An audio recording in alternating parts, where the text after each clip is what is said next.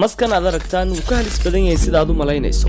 Crite ama kubraha Shiinaha qaababka wuxuu ku dili karo waa saddex nooc. Laba ka mid ah sida caadiga ah waad garanaysaa.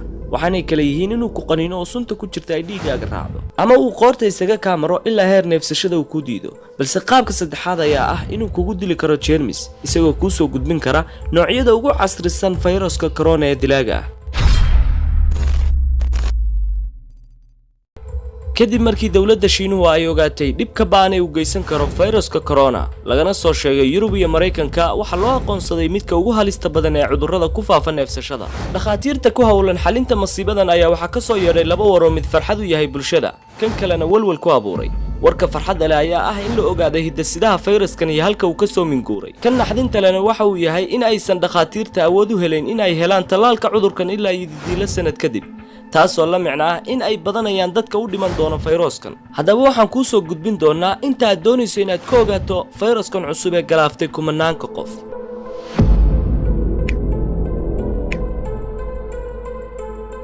coronavirus waa fayrasyada loo yaqaano jeermisyada taajyada waxaanay kulmiyaan qaybo badan oo ka mid ah fayrasyada weerara nidaamka neefsashada ee sanbabada sida sukaam ama common cold iyo fayraska SARS ee khatarta ah. waxaana uu markii ugu horeysay ka soo unkumay suuqa khayraadka badda lagu kala iibsado ee gobolka Wuhan ee bartamaha Shiinaha.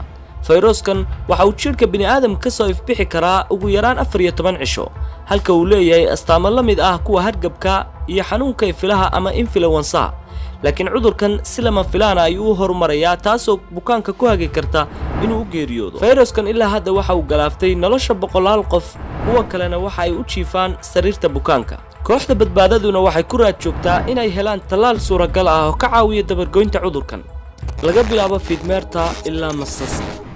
waxaana lagu saleeyay fayraska SARS iyo cudurka neefsashada ee bariga dhexe qaar ka mid ah fayrasyada hawada ku faafa oo u gaara xayawaanka. daraasad la sameeyay waxay carabaabtay inay fiidmeerta ka yimaadeen cudurrada SARS iyo corona balse waxa fayraska corona ee khatarta ah loo aanaynayaa inuu ka yimi maska Crite ee halista badan kaasoo ku nool bariga iyo bartamaha Shiinaha iyo qaaradda Aasiya. fayraskan ayaa ka yimid sida ay sheegeen dhakhaatiirtu masaska Crite ee lagu iibiyo goobaha laga cunteeyo ee dalka Shiinaha kaasoo ay bulshadu hilibkiisa quutaan.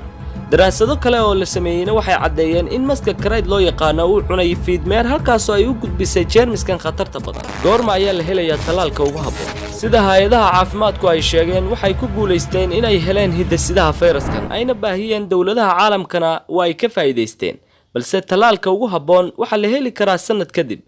ururka caafimaadka adduunka ee WHO-na waxa uu shaaciyay in caalamku uu galo xaalad caafimaad oo degdeg ah halka ay dhakhaatiirta la tacaalayaan dadka uu soo ritay fayraska corona. waxaana laga cabsi qabaa inuu u gudbo bulshada caalamka oo dhan iyagoo ka nibiil qaadanaya xaaladda caafimaad ee degdega ah ay soo rogtay hay'adda caafimaadka adduunka ee WHO. waxaanay geliyeen kaalmaha cudurrada sida degdega ku faafa sida jeermiskii filaha ee doofaarka sanadii 2009, fayraska Zika sanadii 2016 iyo cudurkii Ebola ee u dhexeeyay sanadii 2014 ilaa 2018. aragtida saynisyahanada ee ku salaysan fayraskan corona waxay sheegaysaa inuu sii horumari doono fayraskan ilaa uu gumaad baan u geysan doono bulshooyinka adduunka. haddaba daawade ma kula tahay in cudurkani uu Soomaalida soo gaari doono marka loo eego filqsanaantooda adduunka?